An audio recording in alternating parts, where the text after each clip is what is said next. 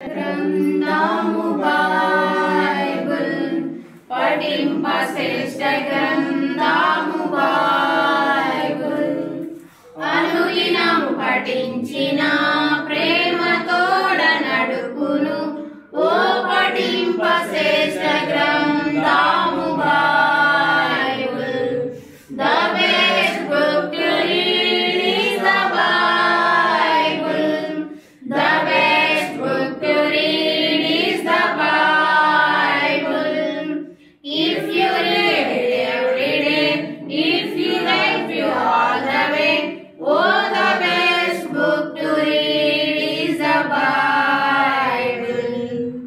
Okay, thank you. ప్రపంచంలో the best book ఏది అంటే Bible. If you read every day, మనకి ప్రతిదినము చదివినట్లయితే if you help all the way, అన్ని విధాలుగా మనకి దేవుడు సహాయము చేస్తూ ఉంటాడు. కాబట్టి ఎవ్రీడే మనం దీన్ని చదవాలి, ఎవ్రీడే మనము దీన్ని చదవగలగాలి. చదివినప్పుడు దేవుడు మనకు అన్ని విధాల ఈ ఒకటేని కాదు, ప్రతి విధము కూడా మనకి దేవుడు సహాయం చేస్తూ ఉంటాడు.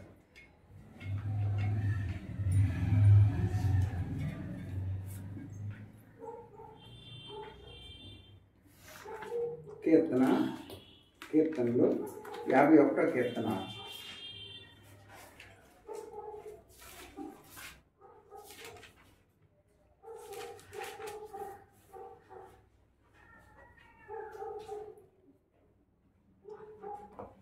పదిహేను 16 17.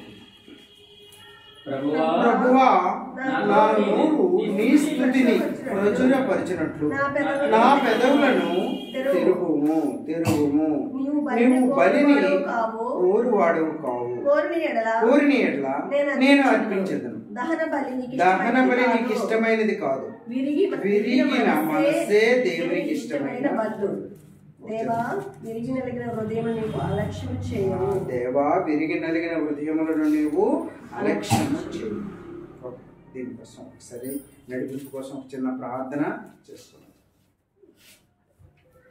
దేవా యేసయ్య పరిశుద్ధుడా, న్యాయముల తండ్రి, జీవాధిపతి, సర్వాధికారి, సర్వశక్తివంతుడా, నీకు వందనాలు. దేవా మా మధ్యలో ఉండి నడిపిస్తున్నటువంటి గొప్ప దేవుడు నాయన, నీకు వందనాలు. దేవా మమ్మల్ని జ్ఞాపకం చేసుకోండి ఒకసారి.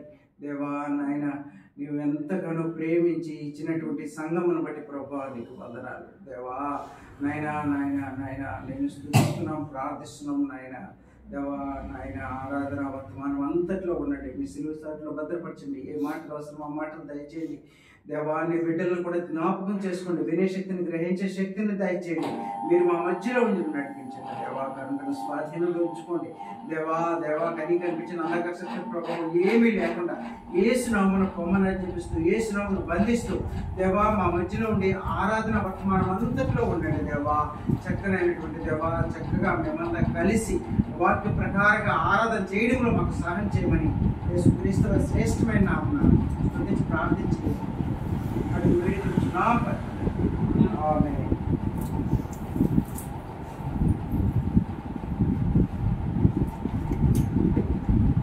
అయితే 51వ కీర్తనలో 15, 16, 17 ప్రభువా నా నోరు నీ స్తుతిని ప్రచురపరచునట్లు నా పెదవులను తెరువుము. నా పెదవులు తెరువు. నీవు బలిని కోరువాడు కాదు, ఎందుకంటే కోరిని ఎడ్లా నేను అర్పించదు. నీవు బలిని కోరితే నీవు అర్పించగలను, కానీ నీకు అది ఇష్టం ఉండదు.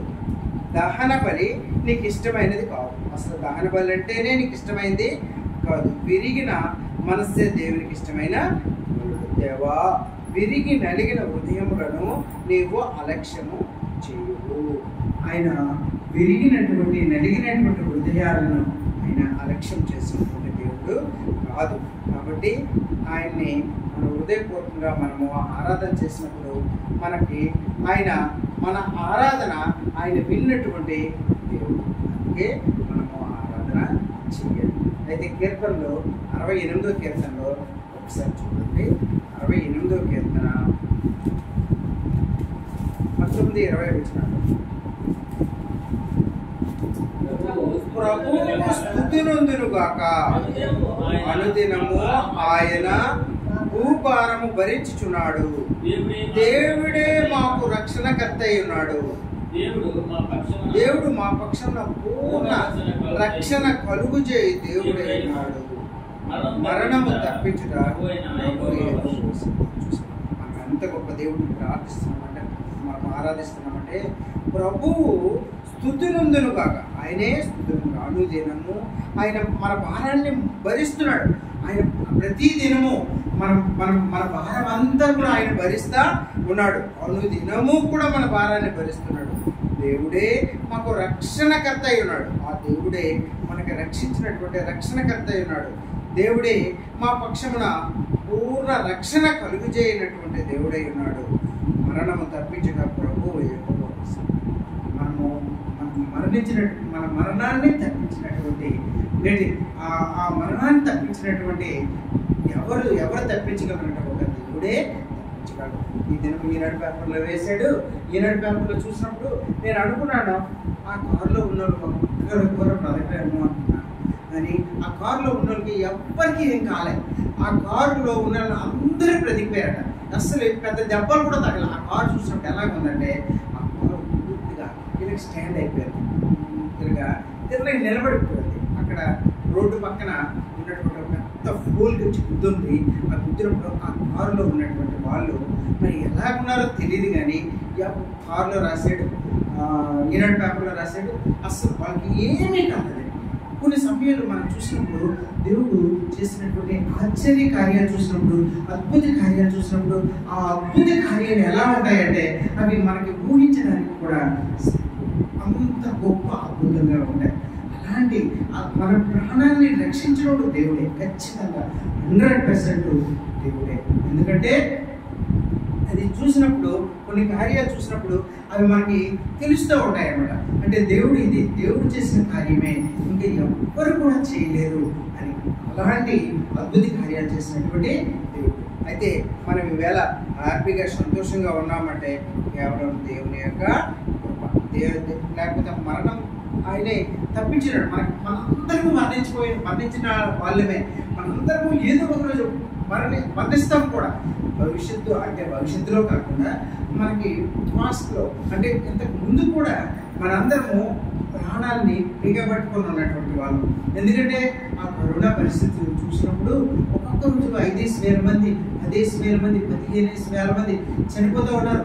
చైనాలో, అమెరికాలో, ప్రపంచం మొత్తం గడగడలాడించినటువంటి ఆ కరోనా టైంలో ఎంత భయపడ్డామో. నిజంగా అయితే నేను చాలా భయపడ్డాను. అసలు బ్రతుకుతామని ఎవ్వరూ ఊహించుకోలే. ఎందుకంటే అందరూ చనిపోతున్నారు, ఎప్పుడు పడితే ఎక్కడ అలాగే చనిపోతున్నారు. అసలు ఎలా చనిపోతారంటే ఒక బెడ్ మీద చనిపోయిన శవం పక్క పేషెంట్ అది ఎలా బ్రతుకుతారండి? అది బ్రతకడం చాలా కష్టం. అయితే కొంతమంది డేరింగ్ పర్సన్స్ బ్రతికారు. ఆ బ్రతికినా సరే వాళ్ళకి ఇప్పటికీ ఎఫెక్ట్స్ అనేవి. అంటే దేవుడు ఈ మరణం నుండి మనకి తప్పిస్తే కానీ మరణం నుండి మనం తప్పించుకోలేము. మరణం అనేది ఆయన చేతిలోనే ఉంది. అలాంటి గొప్ప దేవుడిని మనము ఆరాధిస్తాము. ఎందుకంటే దేవుడు మనల్ని ఈ దినము సజీవంగా ఆయన సన్నిధిలో ఉంచి, ఆయన సన్నిధిలో మోకరించడానికి ఇచ్చినటువంటి ఆ గొప్ప కృపను బట్టి ఆయన హృదయపూర్వకంగా మనము ఆరాధించాలి. ఎందుకంటే లేకుంటే మనం ఈ దినం ఇక్కడ ఉండి ఆరాధించే వాళ్ళం కాదు. ఎంతో మంది, ఎంతో డబ్బున్నటువంటి వాళ్ళు, ఎంతో మంది వాళ్ళ దగ్గర ఉన్నటువంటి కొన్ని కోట్ల రూపాయలు, కానీ ఈ దినము వాళ్ళు ఎంతో బాధపడుతూ ఉన్నారు. మన ప్రపంచానికి పెద్ద ధనవంతుడైనటువంటి ఆయన కుమారుడు ఎలా ఉంటాడంటే, ఆయన కుమారుడు నిలబడలేడట, ఆయన కుమారుడు మాట్లాడలేడట. అలాంటి వాడికి అలాంటి బిడ్డలు ఉంటారు. అది ఎంత బాధాకరమైన విషయం చెప్పండి. అందుకే చూడండి, పోనీ మనం ఎంత దేవుడు మనల్ని కాపాడుతూ ఉన్నాడు, మనకి ప్రాణంతో వస్తున్నాడు. దేవుడు ఈ దినం మనల్ని కాచి కాపాడి ఈ దినం ఆయన సన్నిధిలో నుంచి మనము ఆరాధించడానికి ఇచ్చినటువంటి గొప్ప కృపను బట్టి ఆయనకు వందనాలు తెలియద్దాం. మరి మన స్వభావం ఎలాంటిది, మనం ఎలాంటి వాళ్ళం ఒకసారి మనము చూద్దాం. మనము ఎలాంటి వాళ్ళం అనేది చూద్దాం.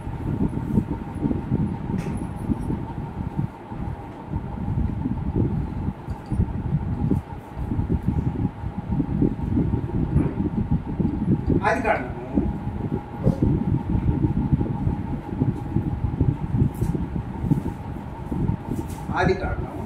6వ అధ్యాయము 6వ అధ్యాయము 5, 6, 7 వచనం. నరుల చెడుతనము భూమి మీద గొప్పదని వారి హృదయం యొక్క తలంపులోని ఊహ అంతయు ఎల్లప్పుడు కేవలం చెడ్డదని యెహోవా చూచి తాను భూమి మీద నరులను చేసినందుకు యెహోవా సంతాపము నుండి తన హృదయములో నొచ్చుకొనెను. అప్పుడు యెహోవా నేను సృజించిన నరులతో కూడా జంతువులను, పురుగులను, ఆకాశ పక్షులను భూమి మీద నుండకుండా తుడిచివేయుదును. ఎలయనగా నేను వారిని సృష్టించినందుకు సంతాపము నొంది ఉన్నాను. దేవుడు మనల్ని చూసినప్పుడట సంతాపం వ్యక్తం చేసిరట. సంతాపం ఎప్పుడైతే వ్యక్తం చేస్తాం? ఎవరైనా చనిపోతే మనము వెరీ డీప్ కండోలెన్స్ అంటే మీరు చనిపోయినందుకు నా ప్రగాఢ సంతాపం అని మనం తెలియజేస్తాం. ఎందుకు తెలియజేస్తామంటే మన యొక్క సానుభూతిని తెలియజేస్తాం. కానీ దేవుడే ఎంత బాధపడుతున్నాడంటే నేను నరులను, ఈ మనుషులను పుట్టించినందుకు నేను ఎంతో సంతాపం నొప్పుతున్నాను అంటున్నాడు, ఎంతో బాధపడుతున్నాను అంటున్నాడు. ఎందుకు బాధపడుతున్నాడంటే మనలో ఉన్నటువంటి ఆ చెడుతనం నరులు తన భూమి మీద గొప్పదని వారి హృదయం యొక్క తలంపుల్లోని ఊహ అంతయు ఎప్పుడు కేవలము చెడ్డ ఆలోచన మాట్లాడుతున్నారు, చెడు ఆలోచన.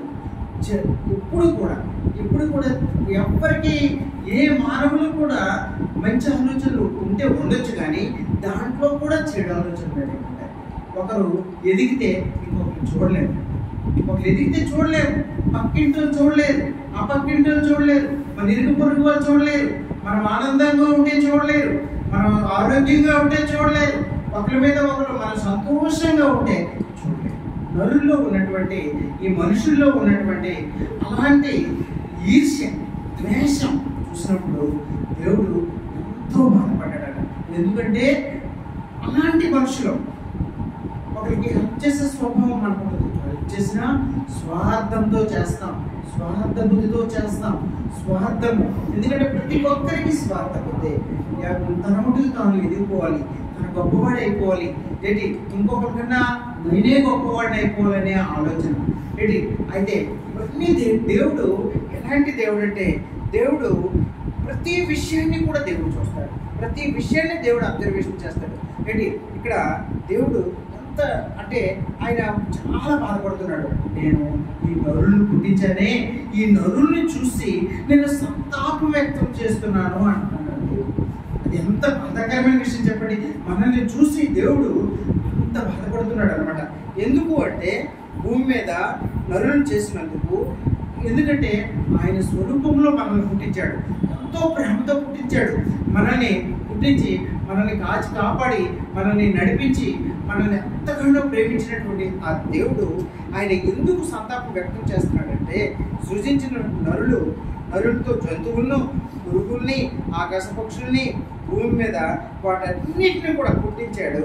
లాస్ట్కి దేవుడు ఏమంటాడంటే 7వ వచనంలో భూమి మీద నుండకుండా తుడిచివేయుదును, వాటన్నిటిని నేను తుడిచివేస్తాను, వాటన్నిటిని చంపివేస్తాను, ఎవరిని వంచను అని దేవుడు లాస్ట్కి తుడిచివేసి.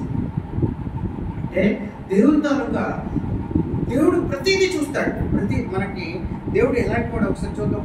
కీర్తనలు 33వ కీర్తన 13-14 వచనం.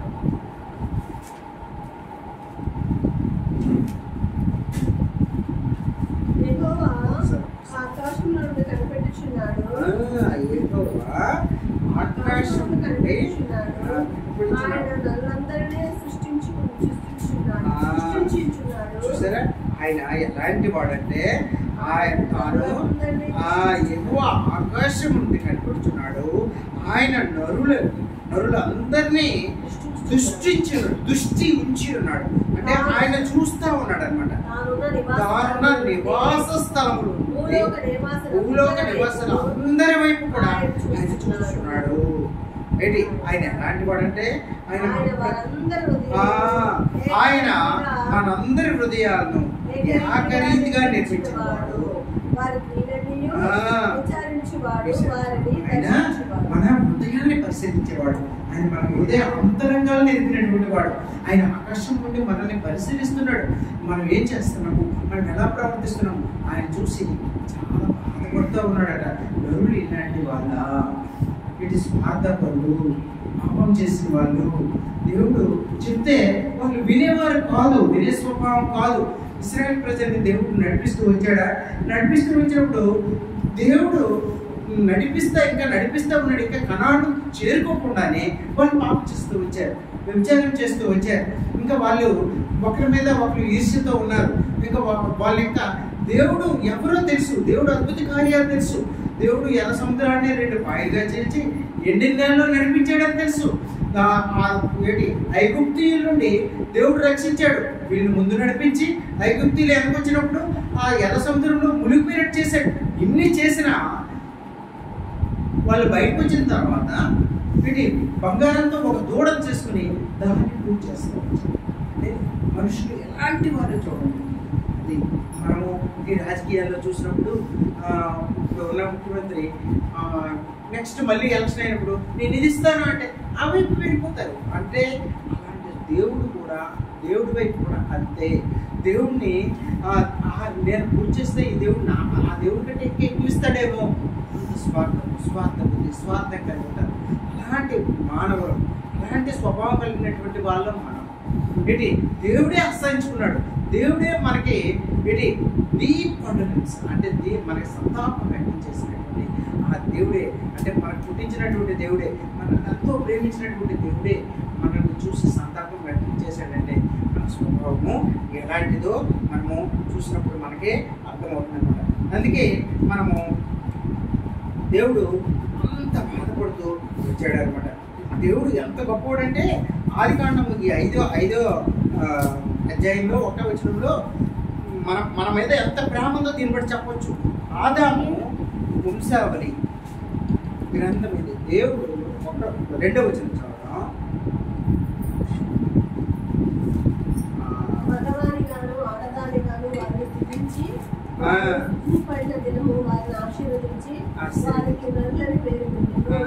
చూసారా, ఆయన పోలిక మనల్ని పుట్టించాడు. అంటే ఎంత ప్రేమ చెప్పండి ఆయనకి, మన మీద ఉన్న ప్రేమ. ఆయన పోలికలో మన నరుల్ని పుట్టించాడు అనమాట. ఎంతో ప్రేమతో మనల్ని పుట్టించినటువంటి దేవుడు. కానీ మనం చేసిన పనులు ఎలా ఉన్నాయంటే పాపంతో నిండి ఉన్నాయి, పాపంలో కలిసిపోయాం. పాపం పూర్తిగా మనకు పాపంలో పోతుంది. ఎప్పుడైతే నోవా కాలంలో నోవా కుటుంబం తప్ప అక్కడ ఉన్నటువంటి కొన్ని ఒక మగ జంతువుల్ని, మగ పక్షుల్ని, మగ పురుగుల్ని అన్నింటినీ ఉంచమన్నాడు దేవుడు. మిగతావన్నీ కూడా నాశనం చేశాడు. దేవుడు కోపం వచ్చింది, దేవుడు సంతాపం వ్యక్తం చేశాడు. వీళ్ళు ఉంచకూడదని దేవుడు నిర్ణయించుకున్నాడు. లాస్ట్కి ఈ ప్రపంచం మొత్తం 40 రోజులు వర్షం కురిపించి పూర్తిగా నిండిపోయింది. అప్పుడు దేవుడు ఎంతో బాధపడ్డాడు. అయ్యో, నేను ఎంత కష్టపడి ప్రేమించి నా స్వరూపంలో పుట్టించినటువంటి ఈ మనుషుల్ని చంపేశానే, ఇన్ని జంతువుల్ని ఇన్ని కూడా చనిపోయే, ఇంకోసారి నేను చేయకూడదని దేవుడు బాధపడ్డాడు. ఒకసారి చేసినందుకు దేవుడు అంత బాధపడ్డాడు. అంత బాధపడి ఆయన ఏం చేశాడంటే ఇస్రాయేల్ మళ్ళీ ప్రపంచం మొత్తం కూడా పాపంతో నిండిపోయింది. మళ్ళీ ఎక్కడ చూసినా పాపము, ఎక్కడ చూసినా స్వార్థము, ఎక్కడ చూసినా మన ఈర్ష్య, ద్వేషాలు, పగలు, వ్యభిచారాలు, ఇవి. మళ్ళీ దేవుడు ఏం చేశాడంటే ఈసారి అలా చేయకూడదు, ప్రపంచాన్ని పూర్తి నాశనం చేసిస్తే దానివల్ల నేనే బాధపడాలనే ఉద్దేశంతో ఈసారి ఏం చేశాడంటే దేవుడు ఆయన రోమ పత్రిక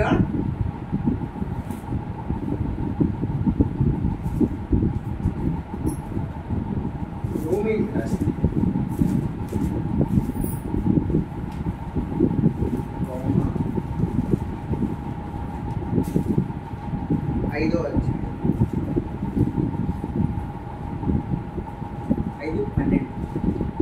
5:12. ఇట్లుండగా ఒక మనుషుని ద్వారా పాపం ద్వారా మరణము లోకంలో ఎలాగ ప్రవేశించను అలాగనే మనుషులందరూ పాపం చేస్తున్నందున మరణం అందరి అలాగా మనుషులందరూ చనిపోయారు.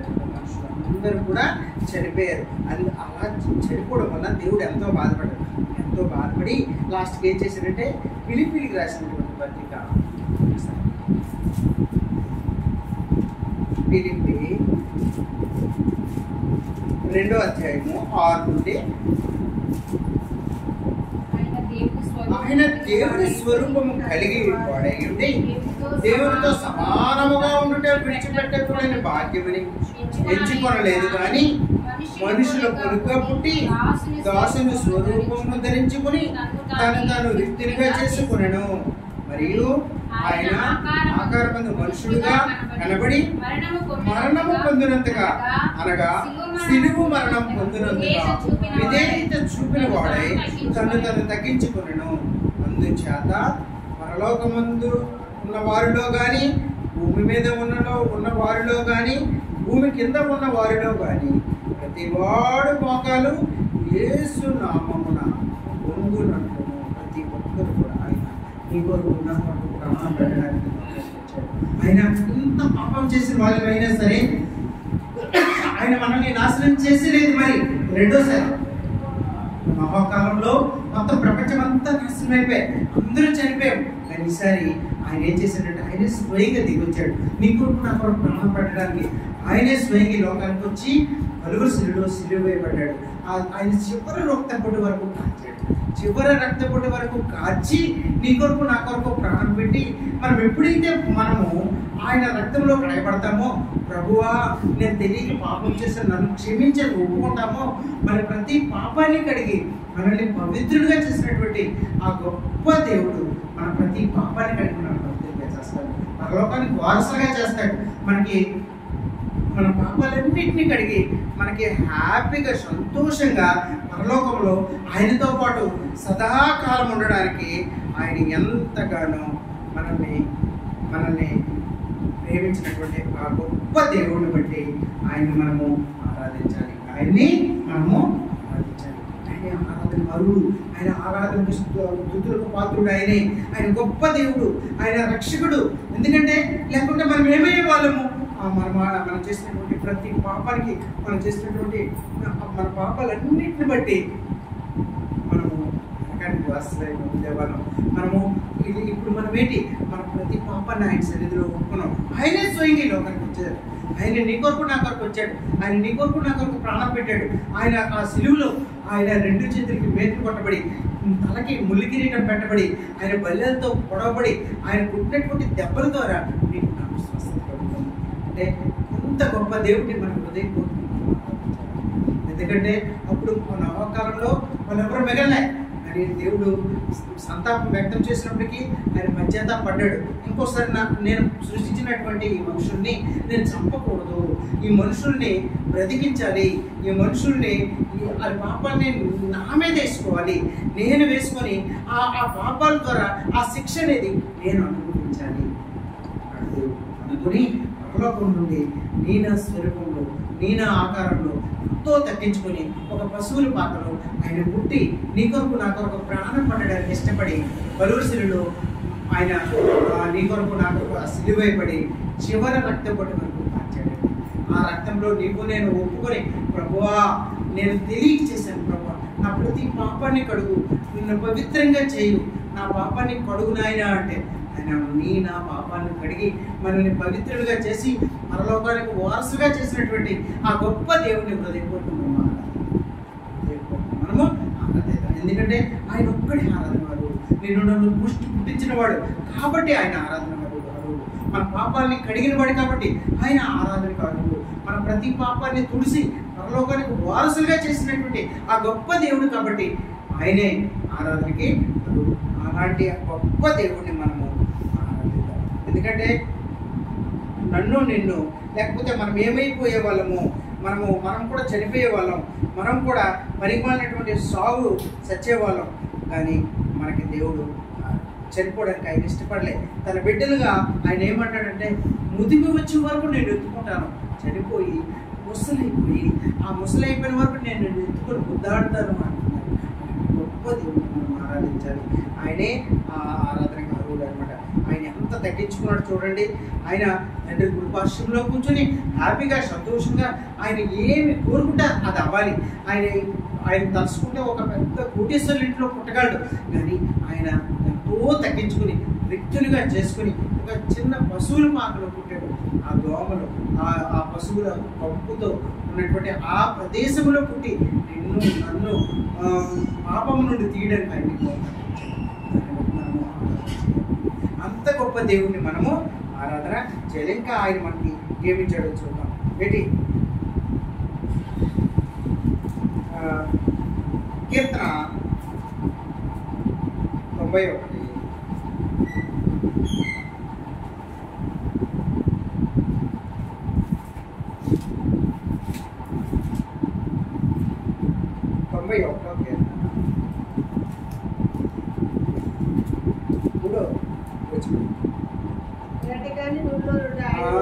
వేటగాని ఊరిలో నుండి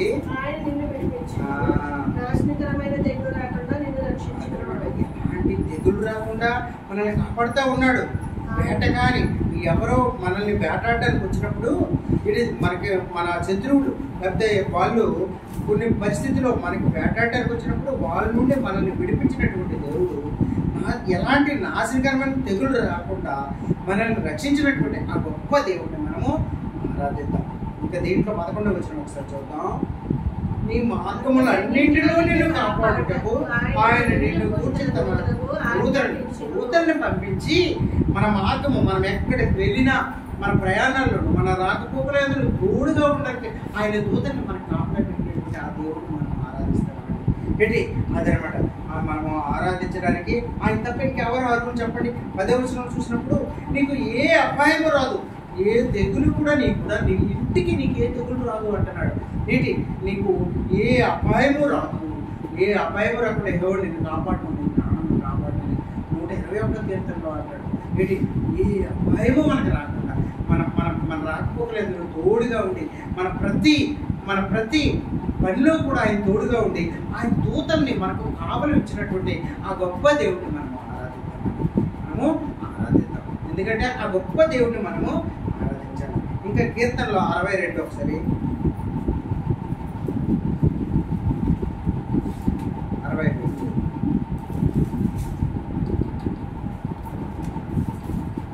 62 కీర్తన 1వ వచనం.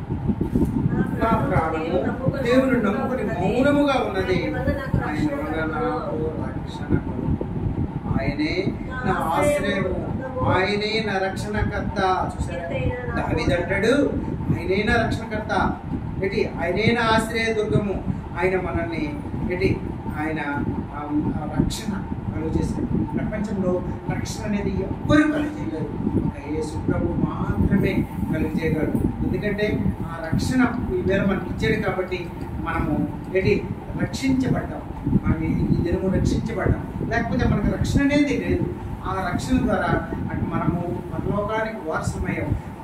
ఏంటి మనము నరకానికి వారసులైనటువంటి మనల్ని ఆయన ద్వారానే ఆయన వాక్యం విని మనము సువార్త విని ఆయన సన్నిధిలోకి వచ్చి ఆయన సన్నిధిలో వాక్యం విని మనం మారుమనసు పాపక్షమాపణ పొంది ప్రతి పాపం నుండి కూడా మనల్ని కడిగి ఈ దినము మనము ఆయన బిడ్డలుగా ఈ దినము ఆయన సన్నిధిలో మోకరించి మనం పరలోకానికి వారసుగా రక్షణ ఇచ్చినటువంటి ఆ గొప్ప దేవుడిని ఆరాధిద్దాం. దేవుడిని మనము ఆరాధిద్దాం. ఆయనే మనకి రక్షణకర్త, ఆయనే మనకి రక్షించినటువంటి ఆ గొప్ప దేవుడిని మనము దేవుడిని ఆరాధిద్దాం. ఎందుకంటే చూడండి మనందరము ఇంకా దేవుడు ఇంకా ఎలాగంటే కీర్తనలు 43 కీర్తనలు 43 5వ వచనం. నా ప్రాణమా నీ వేళ కృంగి ఉన్నావు, నాలో నీ వేళ తొందరపడుచున్నావు. దేవుని యందు నిరీక్షణ, ఆయన నా రక్షణకర్త, నా దేవుడు. ఆయన మనం ఆయన స్తుతించాలి. ఆయన ఆరాధించాలి. ఎందుకంటే నా దావీదు అంటాడు, ప్రాణమా నా ప్రాణమా నువ్వు ఇంకా ఎందుకు మౌనంగా ఉన్నావు, నువ్వు ఇంకెందుకు కృంగిపోయి ఉన్నావు, నీ వేళ తొందరపడుతున్నావు, దేవుని యందు నిరీక్షణ ఉంచు. ఏంటి ఆయన నా రక్షణకర్త, ఆయనే నా దేవుడు. ఇంకా ఏంటి నేను ఆయనను స్తుతించదను, ఆయన్నే స్తుతించాలి, ఆయన్నే మనము ఆరాధించాలి. ఎందుకంటే ఆయన ఇన్ని ఇస్తున్నటువంటి గొప్ప దేవుడు మనము ఆరాధించాలి. అదనమాట. ఎందుకంటే దేవుడు విరిగి నలిగిన మనసే దేవునికి ఇష్టమైనటువంటి పనులు. ఆ దేవునికి ఇష్టమైనవే మనము ఏవో ఎడ్లను, లేకపోతే ఏవో కోళ్ళను, లేకపోతే బర్రెలను, లేకపోతే పొట్టేలను దేవుడు అడగలేదు. దేవుడు నీ హృదయాన్ని అడిగాడు, నీ అంతరంగాన్ని అడిగాడు. నీ హృదయంలో నీ స్వభావం ఎలా ఉంది, నువ్వు దేవుడి పట్ల ఎలాంటి స్వభావం కలుగున్నావు, ఆయన చేసినటువంటి గొప్ప కార్యములు నీకు తెలుసు కదా, నువ్వు ఎలా ప్రవర్తిస్తున్నావు అది అడిగాడు. అదే మనం దేవుడికి ఇవ్వాలి. ఆ విరిగి నలిగిన మనస్సు దేవునికి ఇష్టమైన బలి. ఆ ఇష్టమైన బలి దేవునికి హృదయపూర్వకంగా అర్పించాలి. ఏంటి అదనమాట. ప్రభువా నువ్వు చేసినటువంటి గొప్ప కార్యము, దేవా నేనైతే పాపం ఒకప్పుడు చేసిన పాపములను బట్టి ఈ లోకం వైపు, ఎందుకంటే అసలు పాపం అనేది అది ఎక్కడి నుండి మనకు సంపాదించిందంటే అది మన అమ్మ నాన్న చేసినటువంటి అప్పటి నుండి కూడా మన పాపము అనేది మనకి సంప్రాప్తించింది. అదనమాట. అంటే మనము పాపిగా పుట్టాం, పాపంలోనే పుట్టాం, పాపంలోనే పెరిగాం. అలాంటి పాపిని రక్షించడానికి ఆయన రిక్తులుగా ఈ లోకానికి వచ్చి నీ కొరకు నా కొరకు ప్రాణం పెట్టడానికి ఇష్టపడి సిలువ వేయబడి రక్తం కాచి ఆ రక్తంలో నీవు నేను కడగబడి ప్రభువా అని నా ప్రతి పాపాన్ని కడిగి ఈ దినము మనకి ఆయన సన్నిధిలో మోకరించడానికి ఇచ్చినటువంటి ఆ గొప్ప కృపను బట్టి ఆయన హృదయం స్తుతిద్దాం, ఆరాధిద్దాం. ఆయనే ఆరాధనకి పాత్రుడు, ఆయనే స్తుతులకు పాత్రుడు. ఆయన మనందరం కలిసి ముందుగా వరండాలో ఉన్నవాళ్ళు, తర్వాత రూమ్లో ఉన్నవాళ్ళు అందరూ ఆరాధించారు. ఏ వాక్యం విన్నామో ఆ వాక్యం ప్రకారంగా ఆరాధిద్దాం. ఒకరి తర్వాత ఒకరు